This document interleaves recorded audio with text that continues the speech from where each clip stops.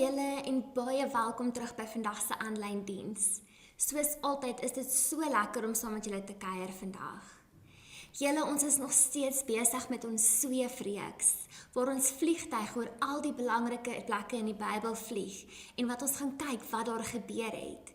Julle, ons het opgestyg in die tuin van Eden. Daarna het ons 'n bietjie turbulence gekry in Egipte. Toe ons uiteindelik by die beloofde land gekom het, het ons weer tot stilstand gekom voor die Jordaanrivier. Maar soos altyd was God so getrou gewees en is hulle deur die rivier tot aan die ander kant in die beloofde land. Vandag bereik ons 'n kruishoogte met ons vliegtuig en dit word 'n bietjie meer smooth sailing vandag.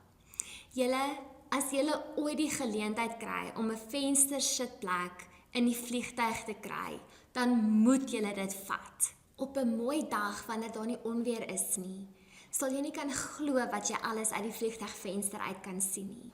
Jy kan al die dorpies en stede sien, jy kan die sneeu sien op die toppunte van die berge, die netjiese rye in die mielieplase. Jy kan alles sien uit 'n ander oogpunt, van hoog bo in die lug. En as jy baie goed is met geografie, sal jy selfs kan bepaal waar in die land jy is op daardie oomblik. Wanneer 'n vliegtuig kruishoogte bereik, dan raak ons vlug 'n bietjie meer smooth en jy kan nie meer die ruk en skud van die turbulensie voel nie. Wanneer jy so deur die venster kyk en jy sien ons turbulente wêreld daaronder waar goed soms verkeerd gaan en nie so lekker uitwerk vir ons nie. Deur 'n vliegtuigvenster lyk alles so rustig en kalm daaronder. Ons het oor die afgelope paar weke gesien hoe die volk ook deur 'n turbulente tyd gegaan het, op pad na die beloofde land toe. Maar uiteindelik kom die volk aan by 'n tyd wat 'n bietjie meer rustig is en 'n bietjie kalmte bring, wanneer hulle in die beloofde land is en Dawid word hulle koning. Dawid was 'n man wat werklik baie lief was vir God en wat net eer aan God se naam wou bring. Toe Dawid koning geword het, was dit die eerste keer wat die volk regtig vrede gehad het vandat hulle in die beloofde land ingekom het. Nadat Dawid die nasies uitgedryf het, het hy Jerusalem die hoofstad gemaak. Hulle het 'n groot partytjie gehou en fees gevier om dankie te sê aan God vir dit wat hy vir hulle gedoen het en dat hy hulle tot op hierdie plek gebring het. Dawid het die mense in lofsang gelei. En soos ons almal weet, het Dawid 'n ding of twee geweet oor lofprysing en aanbidding. Lank voordat hy koning geword het, het hy liedjies geskryf.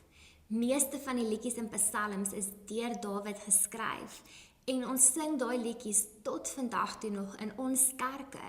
Dawid loof God vir sy goedheid, sy beskerming, sy vergifnis en ook vir al die seëninge wat hy vir hulle gee.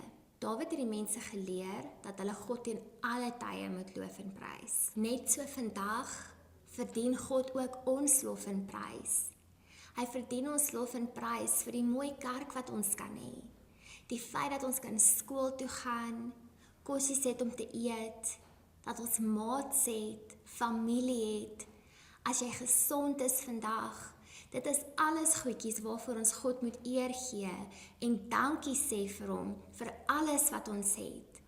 Dit is belangrik dat ons hom sal prys en loof, nie net in die goeie tye nie, maar ook in die slegte tye. Dat ons nie van hom sal vergeet in die goeie of in die slegte tye nie, maar dat ons altyd in verhouding met hom sal staan en hom altyd sal eer bring in alles wat ons doen. Wat is een ding wat jy vandag vir God voor wil prys?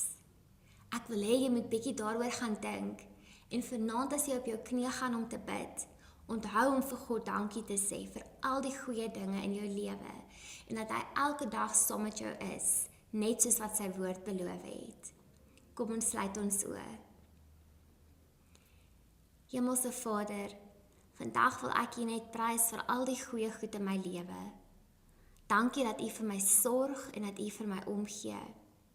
Dankie dat ek kan weet U is by my deur die goeie en die slegte tye. In Jesus se naam. Amen.